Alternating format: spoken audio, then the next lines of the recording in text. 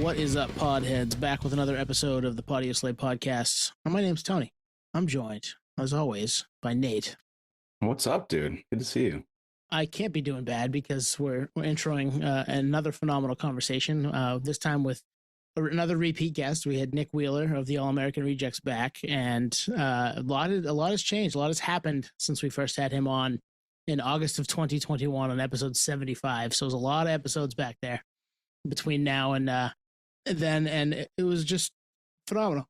Yeah, it's good stuff. He's good company, good people. The irony is after we recorded, I feel like I hear, it's like when you have your car, your car, and then you see that car everywhere. I hear the band everywhere now. Like it's like they're in every corner, every store, everywhere.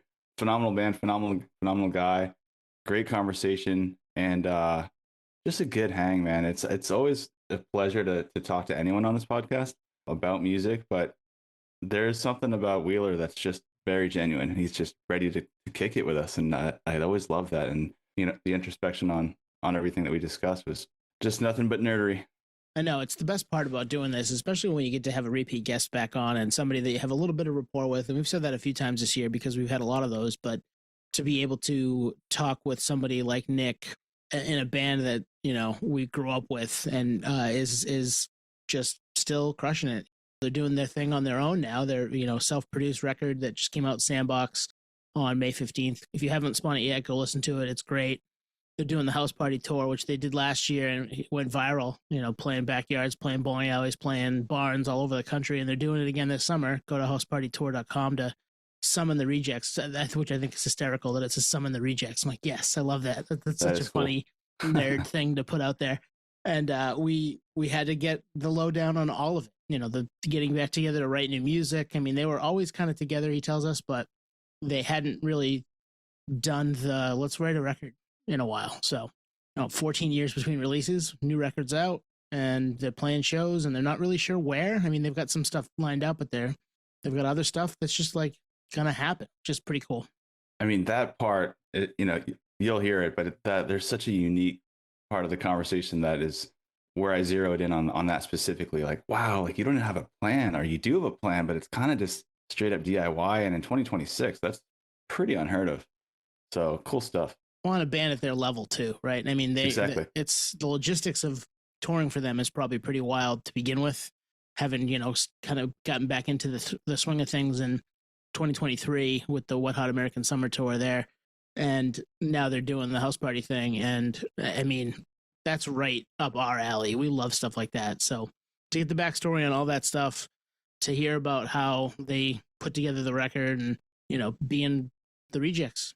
Through and through, 100% genuine. That's the conversation we had with Nick was that way because that's the type of people they are.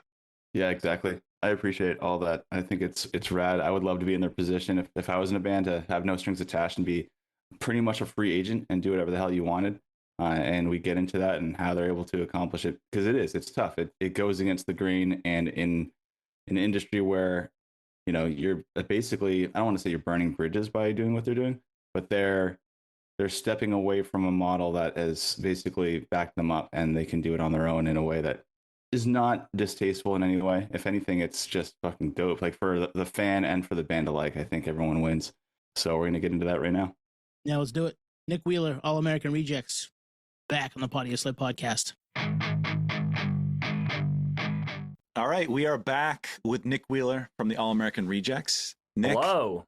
Thank you for coming back. Yeah, thanks for having me. Before we started, you guys just told me that we did this 5 years ago. That's correct. Yep, 5 years. When we were in high school. 5 years ago, that was like 2005, right?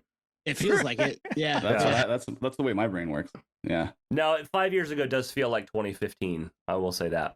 I would agree. Amazing how much has happened in the 5 years, just on so many different levels, good and bad. But we're happy to have you back. We appreciate you coming on with us the first time. The fact that you're willing to run it back means it must have been decent. Yeah. I remember 2021 well, and everything that happened that year. No shit. Not a lot happened. Yeah, it was slow. But we were nobody then. I mean, we're nobody now, but we were way less seasoned in the podcast game, and have had less people on back then. So the fact that you were willing to come on with us at all then was awesome, and the fact that you're willing to run it back, man, we really appreciate that. Oh, right on. Yeah, I think last time I was on, I probably didn't have to wear these glasses full time, and now I do, because I'm in my mid 40s now. I just got mine. I just got my glasses like a month ago. I'm gonna be 42 this summer. Oh shit! Wow. Welcome to the club. Oh shit! That means the last time I was on, I was still in my 30s. Oh yeah. Wow, Oh, yeah. And now none of us are in our 30s. Yeah, now we're all old, losing our Oh, man. sight. Yeah. Oh my gosh. I realized it recently when I was on tour. Often the only time I get to myself is when I escape and go to dinner by myself, and I usually sit at the bar or like a counter. And the other night I was sitting at like a circular bar in a restaurant, and I was looking around. I was like, I don't know what any of these people look like. I can't tell what their faces shit. are.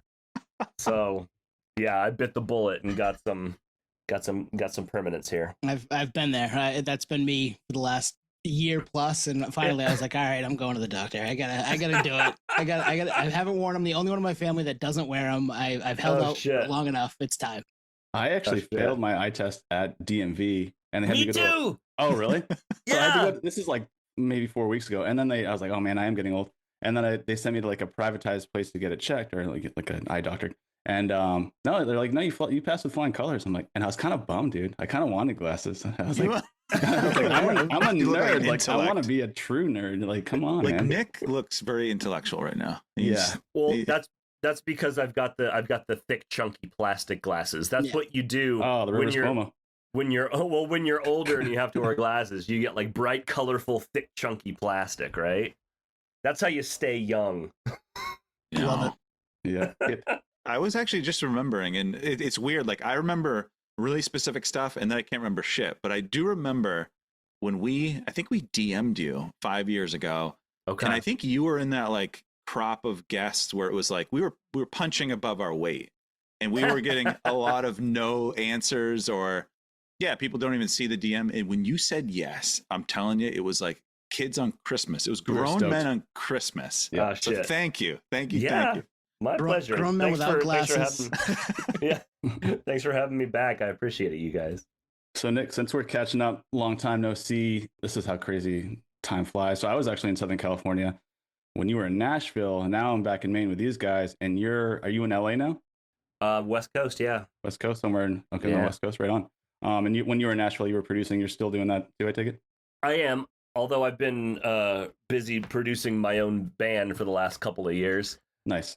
which that's definitely a full-time job that I'm proud to do. The studio is still cranking though. My engineer Harvey is holding it down and starting to get some other people through there. So that's fun. I don't know how I feel about other people being in my backyard and on my property yet. That's the jury's out on that one. But the studio's doing great. Get off my lawn. Yeah.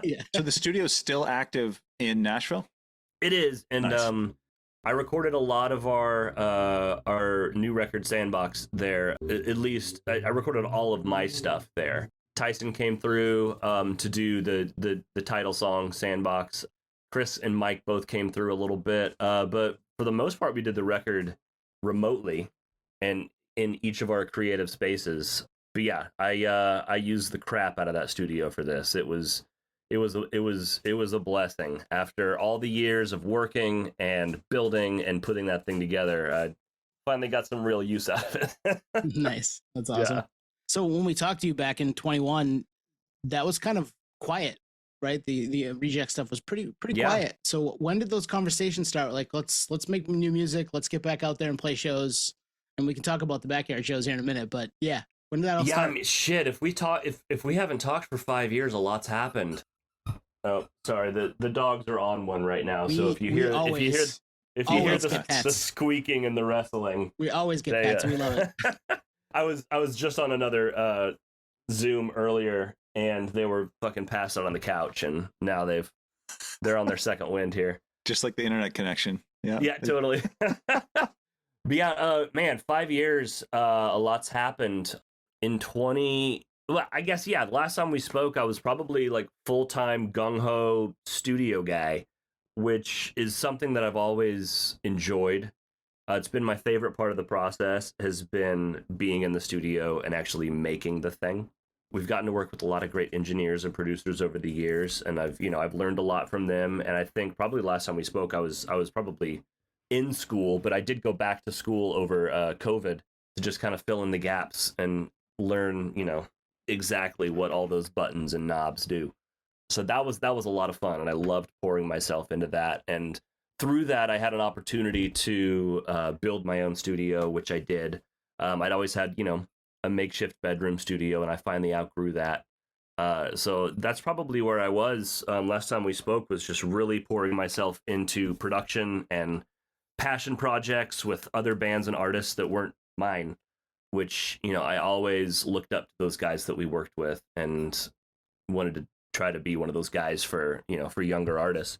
And I still do. I just, don't have the time for it at the moment, but that stuff still excites me. And, during all that time, the band was, I guess you could call it a hiatus. We didn't shut the lights off. We played just enough shows to keep the lights on, I guess.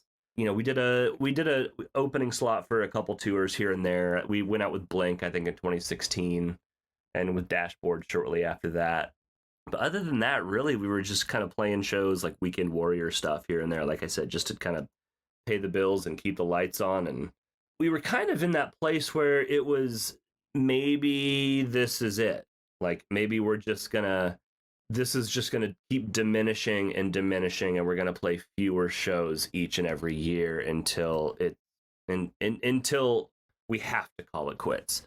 And that was kind of a sad place to be, but I was starting to accept that because I was in this next chapter of working, more behind the scenes on the, from a production standpoint, which I do enjoy. But at the same time, like, we were growing apart, and I thought, I was like, I hope when this does end, we're not going to resent it. You know what I mean? Right on. It was like, because we, all of our 20s was spent just doing the band. Personal lives be damned, this is what we're doing. And then our 30s, we were kind of making up for some lost time and, playing some shows to pay the bills along the way. And yeah, I personally struggled with identity. Who am I outside of this band, trying to kind of start my next chapter. All that to say, it just got to the point where it was kind of stale, and I felt like we were all kind of outgrowing it. And I didn't know the guy that wrote those songs, you know what I mean? And neither did Tyson. I mean, he was singing about stuff that he wrote about when he was a teenager and in his 20s. And, I was playing stuff that wasn't really challenging me anymore. Not to say those parts aren't hard, but, the muscle memory is a thing. So I don't know, playing the same shows in the same set was just kind of getting old. Plus, we were playing these one-offs, state fairs and casinos and stuff. This is getting really depressing. It was 2022, probably about a year after I talked to you guys, that we did this festival in Las Vegas that was, this kind of like, when the whole emo resurgence thing kind of started happening. It was the first show we played for real fans in a while. We didn't know we still had real fans. We just thought people showed up to hear a couple songs that they knew. But this festival, it did something to us. We showed up totally fucking taking the piss out of it. Like, it was in Vegas, so one of the shows we all dressed up as Elvis. You know what I mean? Like, we just had fun. Yes. We just had fun with it. And man, the crowd was. We were on one of the smaller stages, and our crowd was bigger than the crowd was for whoever was playing on the main stage at that time. And it was eye-opening, and we're like, oh shit, like, people really care about this band. Like, we have to care about this band. It's not that we didn't. It's just that, we kind of thought it was kind of on the way out. So we were like, what if? And a lot of people reached out to us. They were like, hey, you guys look like you're having a lot of fun for the first time in a long time. I was like, I mean, it was fun. We were dressed as Elvis. I mean, Hell yeah. But yeah, we're like, okay, maybe there's something to this. Like, I know that kind of launched a lot of bands into just capitalizing on nostalgia. which of course we have that to lean on, and that's great, and I'm grateful to that. But we were like, what if we did our own tour, like, and didn't just play like fairs and casinos and, you know, shit like that? Like, what if we actually sold tickets to something where we were the thing? We were the main event. It wasn't about the venue. It wasn't about the fucking rides. Like, we were the thing that you were paying admission for. I wonder if anybody would show up. So in 2023, we did the Wet Hot All-American Summer. What do we call it? Right. Yeah, I remember that. It had Yeah. the image. Yeah, I remember the flyer for it. Yeah, it was sick. Mhm. It was the first proper tour we had done, first headlining tour we had done in 11 years at that point. And it was going to be in amphitheaters, which are bigger venues than we've ever headlined. And fucking people showed up, man. Like, it was the biggest tour of our career. We sold twice as many tickets as our fucking Move Along tour back in 2006. Wow. We were completely blown away. Like, oh, fuck. Like, okay, people still care. And through that, we really started to fall back in love with our band and what we do. And I think we were all in a place where we were okay with our identity as the guys in this band. It's really, okay, well, we dipped our toe in and we did a tour. What's next? We were like, what if we go into the studio? Like, low stakes. Let's just go in the studio and, you know, record something. We were doing some shows in 2024. It was like a weekend of shows where we hadn't seen each other in a while. We were all staying up too late, drinking too much, and just listening to songs in the front lounge after the show. And I was the DJ those nights, so it was a lot of mid to late 90s stuff. Love it. Right up our alley, man. Yeah, a lot of Letters to Cleo, a lot of Verve Pipe, and Harvey Danger came up, and we were like, this song is fucking awesome. We all just really like loved that song.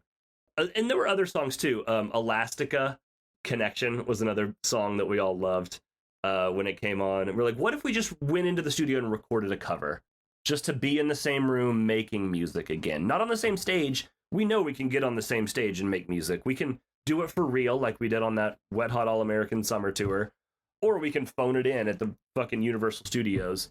We know we can make noise on stage together. Well, let's go in the studio and do this. So we went to Nashville, and the four of us set up and just tracked this live on the floor as a band and recorded a cover of Harvey Danger's Flagpole Sitta. And we released it, and, you know, we weren't like thinking this was going to be our big comeback or anything. I mean, it wasn't. It was nice to have a platform to kind of announce that the band was toying with the idea of getting back in the studio. You know, so we did some rounds of press, did a couple like festivals, went to Europe and did Slam Dunk. I guess the UK, and did Slam Dunk over there. And then I think it was later that year, later in 2024, you know, we'd already done the thing. Flagpole Sitta was out, you know, we'd talked about it.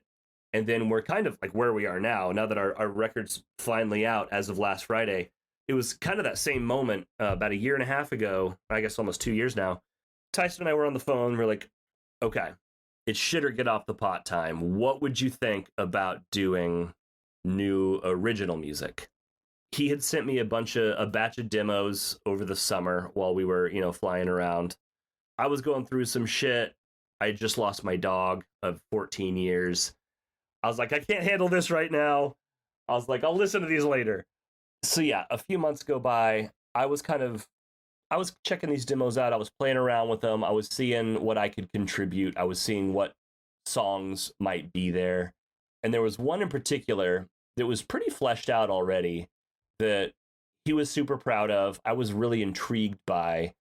And lyrically, it felt important. Musically, it was exciting. It was raw. It was something that we'd kind of been toying with over the past several years with songs like Cinder to Heaven or even Some Days Gone off of our Kids in the Street record. Just kind of a raw, more like less polished version of the band. And it was like, what if we went to the studio and did this song? And the song was Sandbox. Oh yeah, I love that song. Thanks, man. It's barely 2.5 minutes long. It's get in, get out, verse, chorus. I convinced him to double the second chorus. And, we arranged, even in the mixing process, we rearranged part of the song. But it was really exciting to do that. Chris flew in to do his drums. Mike sent me his guitars, just a DI that we could reamp in the studio. Tyson flew in and did his bass and his vocals. And, I did everything else in my studio. And we mixed it in Nashville with Vance Powell, who's just a great fucking rock guy. He did a lot of the Jack White stuff. Chris Stapleton, too. I mean, just like, he's great with that just raw emotion and not getting too surgical, just like really getting it across the finish line. And it was the perfect fit for this tune and for this project. And it was fun. Then we released that. We got to do a really fun video with Joseph Kahn, who's a fucking amazing director. I don't know how we landed him for as cheap as we did, but he'd done a feature film last year or a couple years ago, I guess, at this point, that he wanted to use Swing Swing in for the trailer and for the opening of the movie. And we let him have that for real cheap, so he agreed to make us a video for fucking dirt cheap as well. And we're talking, this is DJ Han from Linkin Park? Joe Han? No, Joseph Kahn, sorry. Joe Kahn, okay. Yeah, Joseph Kahn, he directed the fucking Britney Spears Toxic video. Like, right on. He's a big deal. Do you know me? And what's that? It's like, do you know me? I'm a big deal. Yeah. I'm kind of a big deal. No, but we got to work with Muppets, and it was awesome. The video's awesome. I just watched it 20 minutes ago. Really? Oh man, it was a fucking dream. We loved it so much. And then that kind of, I'm being extremely long-winded here, but we have a lot to catch up on, so I'm sorry. People are here for you, Nick. You're the star. I mean, pre-show I said 4 hours is good, but yeah. Well, we still hadn't decided to do a new record necessarily. We were like, you know what? We live in an age where we can release singles, just kind of as we feel, as we see fit. I mean, there doesn't have to be a goal necessarily.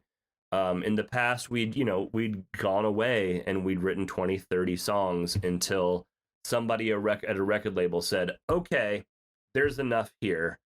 Here's the money to go make a record. That's just not how it works anymore. That's not the world we live in anymore. I mean, I have a studio in my backyard, so it's like we can fucking record and release music whenever we want. So that's what we set out to do. And Sandbox was another experiment for that. And there was another song that had been kicking around for a while. Tyson and our old keyboard player, Scott Chesick, had put together called Easy Come, Easy Go. And Tyson was like, what if we made this a reject song? So sent me the session. I did my thing to it. And we released that as a second single. Did the whole thing, made a really cool claymation video for that. Claymation, as Ben Wyatt would say. Love it. And, I think we made a couple videos for that one, actually. And that is kind of that song came out on the heels of the house party tour we did last year. That was another experiment. I mean, when we released Sandbox last April, over a year ago now, and we did the thing. We did the Hollywood release party showcase where the entire venue was just filled with like industry people and friends too, but like it felt like the thing you were supposed to do. We got a song out. Let's go play in Hollywood. And then, did you sign your star on the walk of? Oh, we don't have one of those. We haven't been invited to buy one of those yet. I think that's how it goes. You could do another barter on the cheap. So the next day, I think it was our manager's idea. She was just like, "Hey, why don't you guys do the exact opposite and just pop up on a college campus and play a house party like you used to do when you first started?" What was your response, Nick? So Because cool. to us, that is the fucking coolest thing in the planet. It's amazing. I mean, personally, I'm freaking out because I'm like, oh my God, what about the gear? What about our safety? Yeah. There's that too, yeah. But no, at the time I wasn't necessarily thinking about that. I was like, sure, whatever. Like, it was for a college radio station. So, like, yeah, love college radio. Like, that's how we got our start. And yeah, we weren't necessarily cool enough to be invited to a lot of house parties when we were in high school, but we did go to a couple and we played a couple and we cut our teeth doing stuff like that. So it was exciting, and it felt a little more real than the thing we had just done at a fucking cocktail lounge in Hollywood.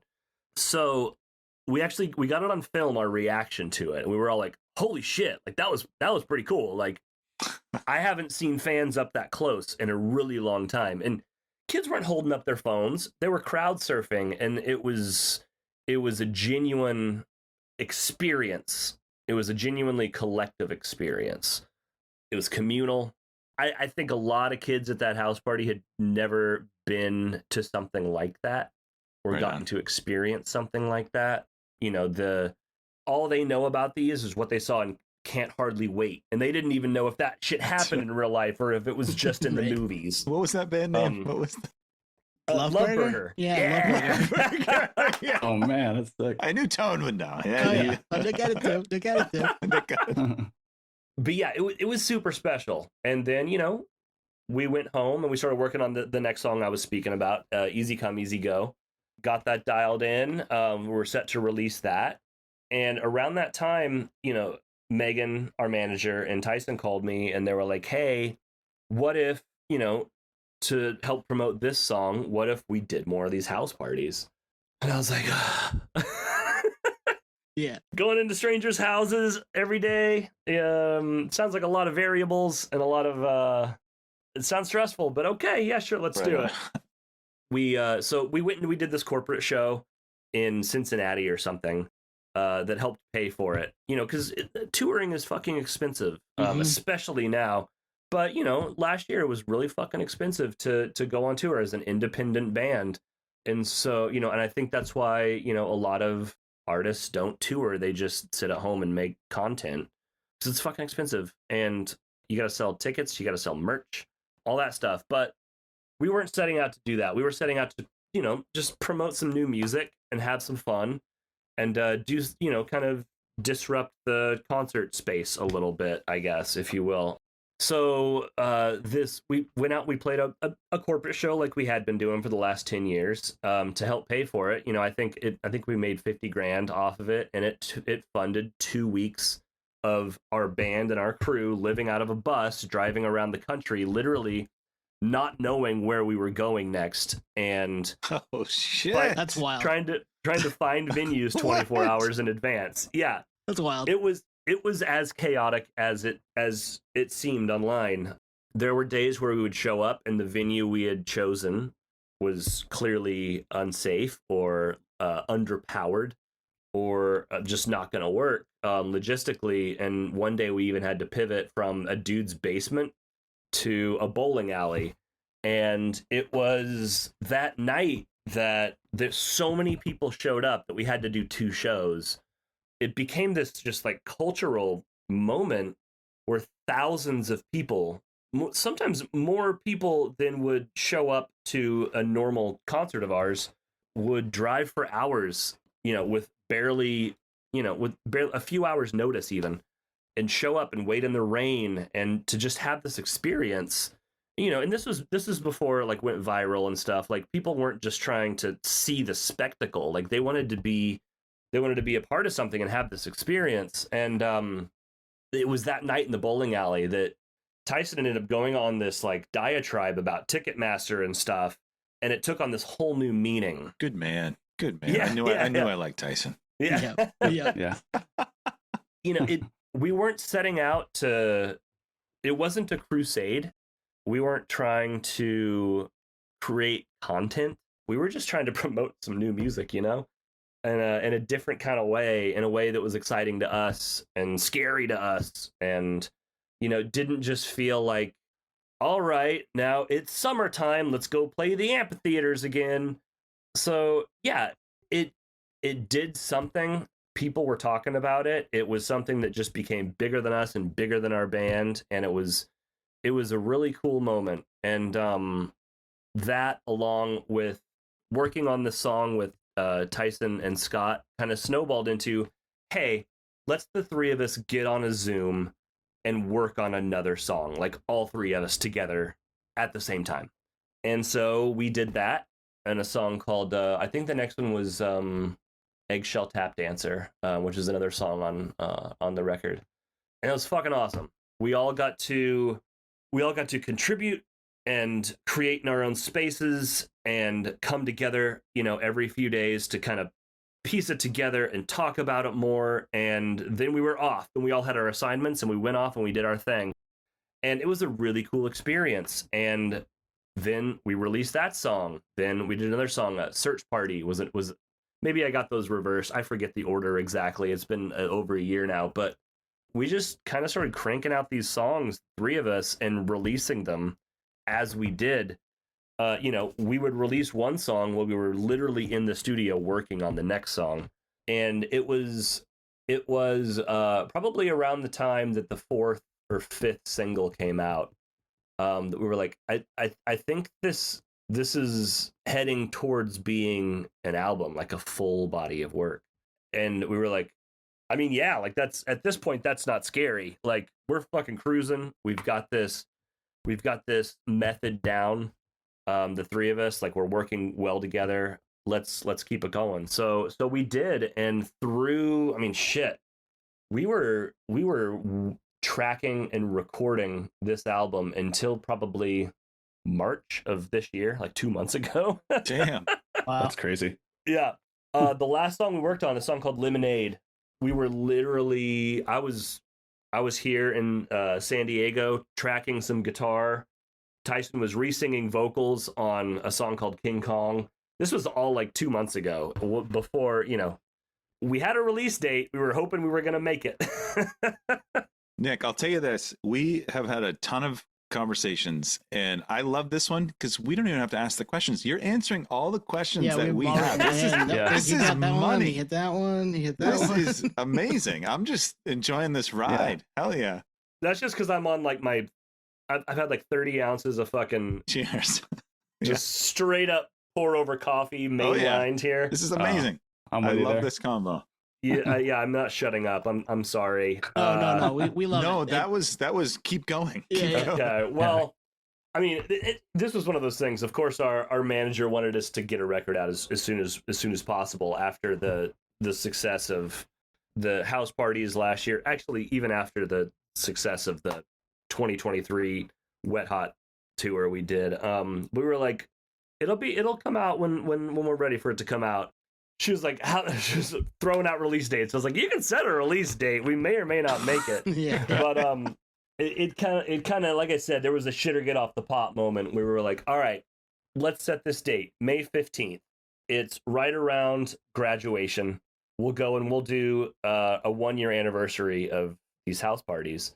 So like, okay, that's the deadline. We have to make it. The songs were there. We knew they were there. We've never been one to rush the creative process, which is, the record's not written yet. Let's set a release date anyway. This was more of a, let's hope we can finish recording and we can get all these songs mixed and mastered, sent to the plant that prints the vinyl, etc. by our fucking due date, which we didn't. We didn't make that date. So the vinyl's coming out a couple months late. Sorry, guys, but yeah, that's okay. People be happy. You can still stream it. We hit our streaming deadline. It's online as of last Friday. But yeah, it was one of those things where the stars were aligning and we were ready to get this thing out there. We'd been working on it for a year and a half. The songs were there. We had exhausted this method of recording and producing, which was primarily remotely. But it was an amazing experience. We loved it. We released it the day that we played the last show of House Party Tour Round 2, which it's now become something that is just it's even bigger than our band or than a movement. It's really cool, and it's taken on a life of its own. We'll see what happens with it next. But the other day we played in Albuquerque in a dude's backyard. He has a barn, so we sat up in front of the barn. It was a beautiful space. If you watch the video for a song on our new record called For Mama, all of the vignettes of the barns and the fields and the the just stuff is all filmed in this dude's house in Albuquerque. Like, we were running down to the wire trying to get visuals for every song on the album. Like, I think we literally finished the video for Clothesline on the eve of release just so we could get it out the next day. That looked like fun. That looked like fun too. Oh, dude, hanging out. Yeah. That was the best time I've ever had on a music video. We shot that in Lawrence, Kansas on this house party tour. Like, a lot of this shit that we're putting out like in this past week, we've literally created in the last 3 weeks. Wow. So, crazy. Well, Nick, I saw online there's a IG account of, like, I think he's touring with you. It's something Knight. Andy Knight, yeah. Andy Knight. That's our guy. And he takes incredible stuff. I just got lost, and it was like I was reliving, or I was living the tour with you guys. He's amazing. We met him on the Wet Hot tour in 2023. He was just going to come on and capture some of the experience, and we just ended up working really well together. He is an amazing fly on the wall, but he's also really good at what he does, and when he needs to prompt us or ask us a question, he has a great bedside manner for that. That's nice. That's good. You need that, though, right? You need somebody that can kind of massage it a little bit. Yeah. He's a great hang. Doesn't get to hang much because he's literally, he works the hardest. He's up the latest. He's cranking out these videos and just capturing things in such a cool and special and authentic way. Yeah, he did the video for Clothesline. He directed the video for Get This. He did I'm sure several others. Oh, Eggshell, he did that one as well. Yeah, he's done a lot of our videos. He does, he comes on the road with us and he literally follows us wherever we go and captures things really cool. That would be great. And people get to, kind of have a similar experience. I mean, a lot of the stuff that you're seeing, it feels raw and authentic. It's just like being there. The Kelly Clarkson performance video was actually from a night in Coldwater, Michigan. We played at a drive-in movie theater and like 6,000 people showed up. It was fucking 40 degrees. It was fucking abysmally cold in May. But we got through it. And, that's what they used for the performance on that show. Oh, the reason I was bringing up Albuquerque, I almost said the other day. Well, I was literally 5 minutes ago. So That's 5 years ago.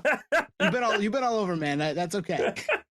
Was because, I mean, this guy could accommodate, I think, 2,000-3,000 people in his yard in front of his barn, which we got them all in, and they were all lovely. It was an amazing show.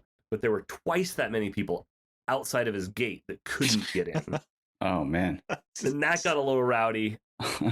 We were like, this is bigger than us. This is bigger than the house party tour. Like, this is Woodstock 99, Nick. This is Traveling. Thank God it wasn't. It was not Woodstock 99. There were, a lot less felonies at our shows. Water's $1. Please tell me they're $1.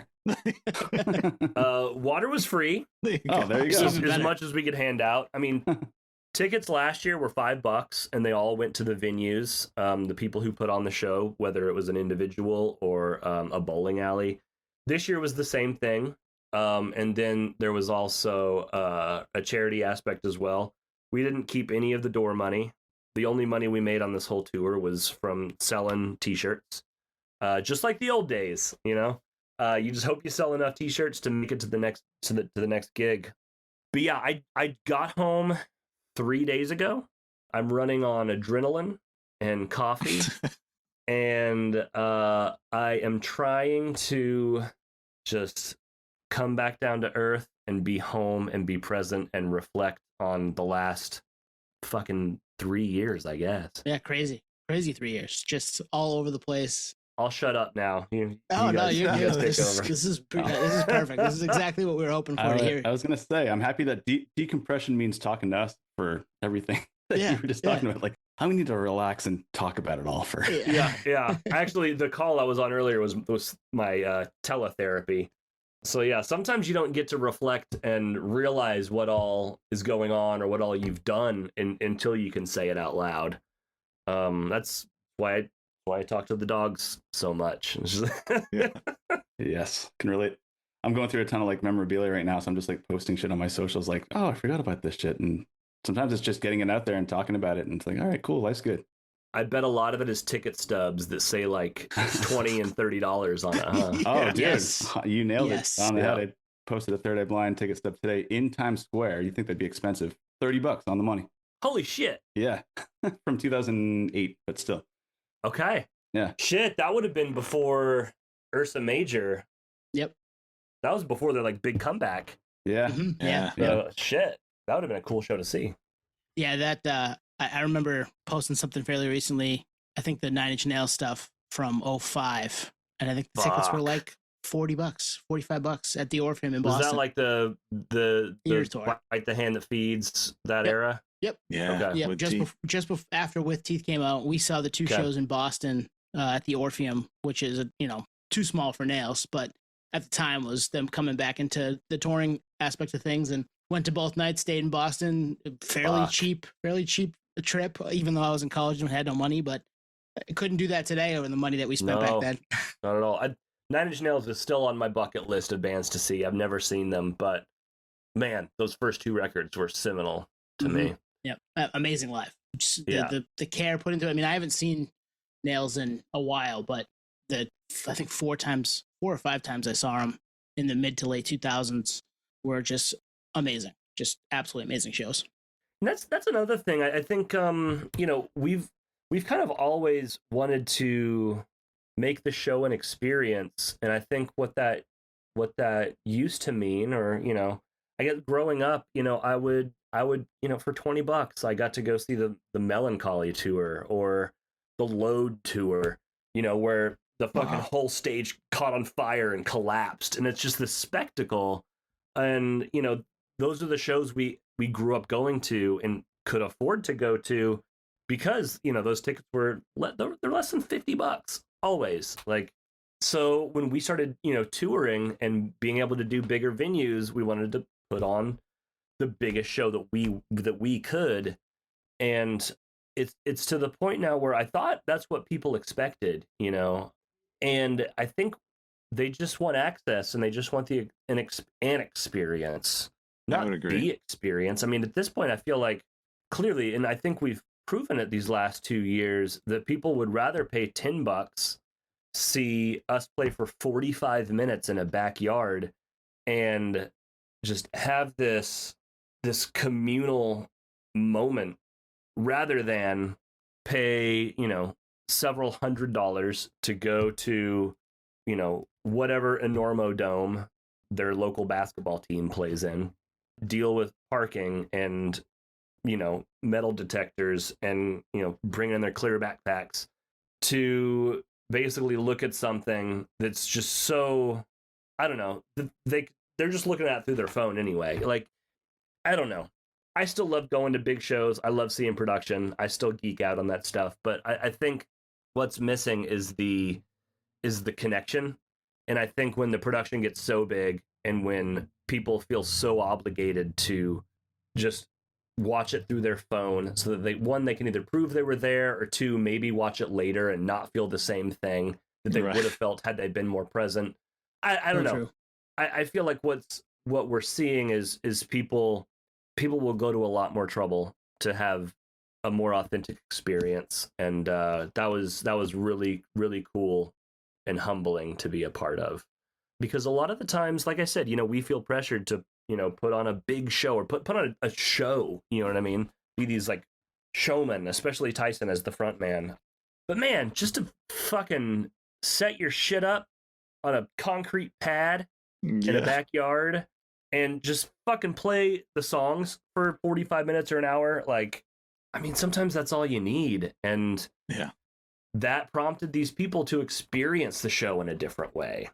People weren't watching it through their phones. They were actually like crowd surfing and singing so loud that they didn't care if they were being embarrassing and got caught on camera. You know what I mean? Like, I think that's why house parties don't happen anymore anyway, because people just can't just be themselves without feeling the pressure of, being filmed. Yeah, essentially. modeling for the camera. Yeah. Having to curate themselves. And that people did not curate themselves on this tour one bit.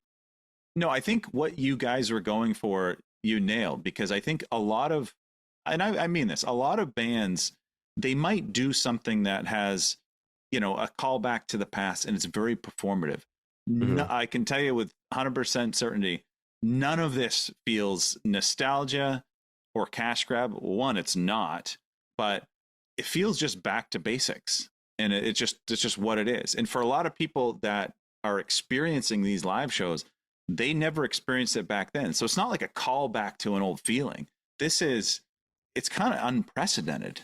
And it feels very genuine. This is not, hey, we're going to play the big festival and there's going to be big lights and we're going to play this whole album front to back. And there's none of that. This is stripped down. And I would think as a band, it's fucking cool because you're experiencing this where maybe it's a throwback for yourself, but you're giving something that everyone's there for you, right? You're giving something very unique, and I hope it takes off. I hope whether it's the backyard show or there's a sea change with how people are experiencing with their fans, I think it has a chance to do that. I think we saw this year more people. Yeah, people came to see us, but they also came to see the spectacle because they heard about it last year. But that's okay. I think what it shows us is that people are longing for that connection, and yep, exactly. If they had access, they would come. I think why people are canceling so many of their fucking tours now is because they're just going as business as usual, taking a bag of money from Live Nation or whoever's promoting the tour, and then not worrying about their fans having to pay literally hundreds of dollars for the worst seat in the house. And I think people just aren't willing to do that anymore. But they would be if they had the access. They still want those experiences. People still want to see live music. That's not the problem. The problem is the access to it, I think. And I think this, like I said, we didn't set out to be on this crusade. We were just wanting to have fun and promote new music in in our own way. And, we kind of went back to the beginning as far as how we made the record. This, me and Tyson in high school were just recording songs at my house that became our first record. And that's kind of what we ended up doing all over again, granted on a different scale. Like Dave Grohl said, we made this new record in our garage, but his garage has a fucking $200,000 Neve console in it. It wasn't quite like that. We didn't make this in a bedroom. Granted, I have a studio in my backyard, but we're still making records at home, and it was exciting. It was it felt new again for us, and I think that's just what we were longing for in the shows that we were playing. And it turned into something real that we didn't expect. We were literally learning as we went, each day, learning, how many porta potties you need per person per hour, things like that. And the infrastructure was a lot better this year because we knew what we were going into somewhat. But yeah, that's what turned out to be really cool, is that every single step of the way with this album and with this, I guess, era of the band has been an experiment and not calculated, and it's paid off, and it turned into something really cool and something unforgettable. And maybe, I don't know, maybe at least for us, the most important part of our career. You know what I mean?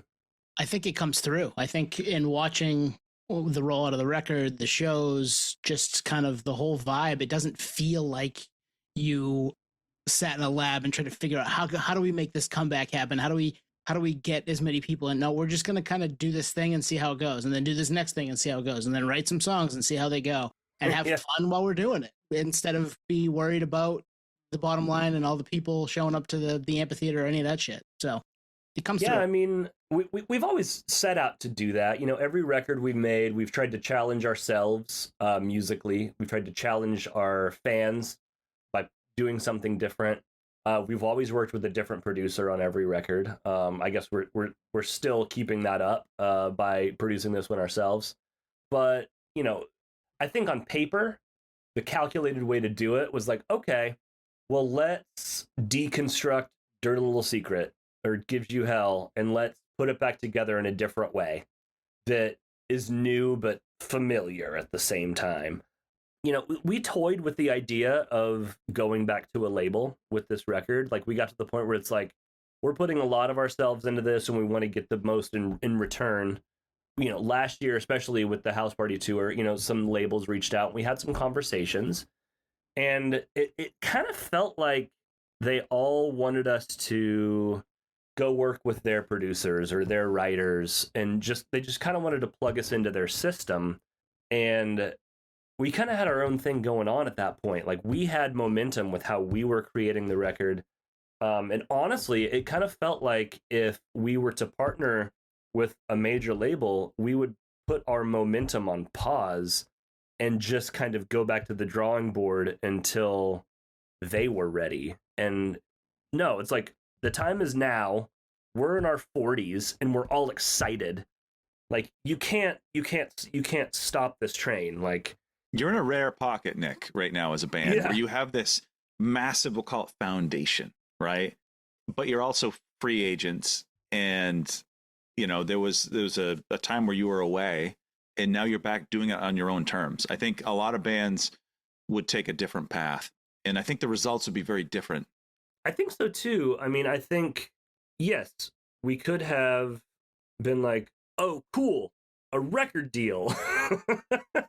Does that make you cringe at this point? Record deals haven't been cool since like 2007. Yeah. So, I mean, yeah, and then we could have, you know, gone into, you know, who's making those Olivia Rodrigo records? Let's go work with him, or let's go work with, you know, a Jack Antonoff or somebody. Like, I totally respect those guys, and I am a big fan of what they do. It just, a lot of times that just doesn't work for our band. You know, there was a time where we were writing Move Along, and we had none of the singles. We literally had 20-something songs, but Dirty Little Secret, Move Along, and It Ends the Night had yet to be written. So after a year of trying, our label was freaking out, and we were in Atlanta rehearsing for a tour or something, and our A&R guy was like, hey, you're in Atlanta, you should work with Butch Walker.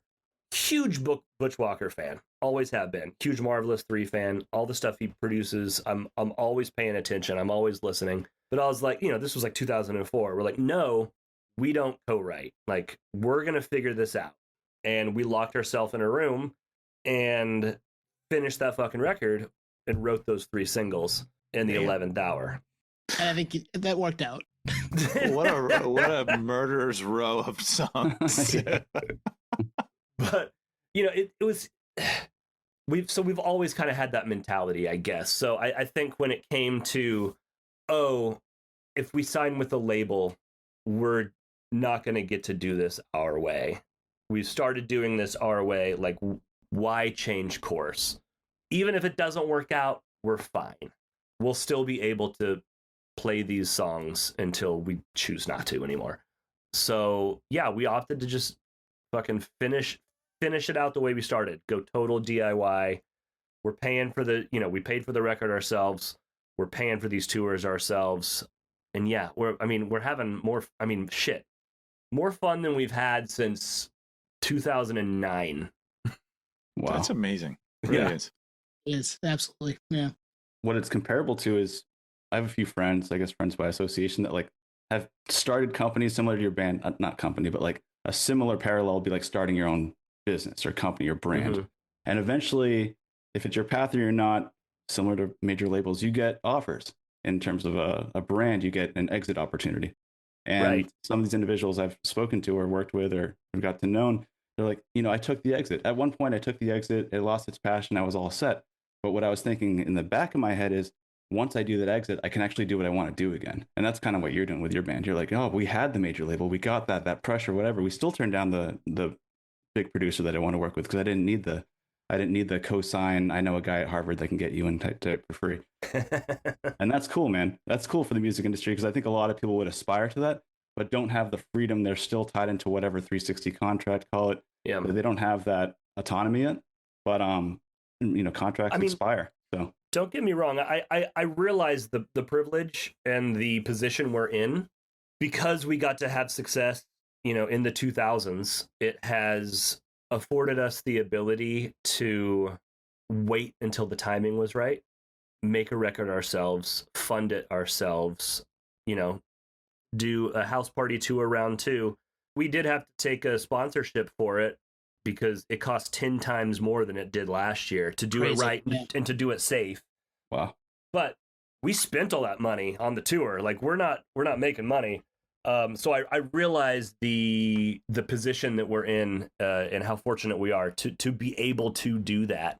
I think, a lot of artists these days, if there's not some sort of financial backer, be it a label or whatever else, they have to just kind of hang it up and, go become a fucking yoga instructor or whatever. But, I do realize that. But I'm grateful for the opportunity to be an example and hopefully inspire people to try the same thing. Well, and you were able to do that because you got tracks. We always say you got to have tracks. If you don't have tracks, the rest of it goes away, man. And you've got tracks and be able to have, as Anthony said, that foundation to lean on a little bit. Why not use it to do that and do what you want to do now? And the new record's got tracks too. So yeah, there's still tracks in there, man. Yeah, I mean, this was the first time we made a record without that voice in the back of our head of like an A&R guy or a label or somebody being like, you don't have a single yet, or it's not there yet. We just kind of followed our gut, and we worked on the songs that we loved. And once we felt it was an appropriate time, we were like, okay, we've said everything we want to say right now in this moment. This perfectly encapsulates where we are as a band. Let's develop this picture and put it out there. So that snapshot is there. That's Sandbox. That's this record that came out last week. And fortunately, I think there's some songs on there that we'll always play. I think there was the other night for the first time, and I don't know how long, we didn't play a song off of our 4th record, Kids in the Street. And I was like, oh, man. I was like, I don't think this is one of those records. I think this record will always have a song in the set list from Sandbox, and I'm excited about that. That's amazing. Yeah, that's awesome. Well, we could keep going, and I want to, but Right. and Nate really wants to go 4 hours. That's the end of the story, man. Yeah. No, that was amazing. So go listen to Sandbox if you haven't yet. Go to housepartytour.com and summon the rejects if you haven't yet. I keep telling Anthony, your backyard's kind of big. We could pull this off. Let's go. Yeah. We're not done with them. I mean, we're even doing one in the UK next month. So yeah, yep. And then you're playing Warped Tour Mexico City too. Like you're all over still. Oh yeah, we're not done. The story's not done. We've just caught up. Like we've. It's been 5 years, man. This is like the adult friendships. It's like, oh, we should do this again sometime. So let's all go live some life, and then we'll catch up again in 2031. Yeah, exactly. Do you realize 5 years is like your full duration of high school plus a year? Yeah, that is right? insane. Yeah, That's insane. 5 years is how much my high school and college career lasted. I dropped out after freshman year in college. 5 years is my college career. So yeah, it's the entirety of my college career just happened between. And now we're talking to you again, and we'll talk to you again hopefully down the line. But this is a blast, man. Likewise. Thanks Thanks for humoring my long-windedness. We needed to hear it. We wanted to hear it. That's why we asked. That's why we asked. You say so. I'm long-winded, man. I'm with you. I get cut off. These guys cut me off. You never. Thank you for listening to Podio Slave.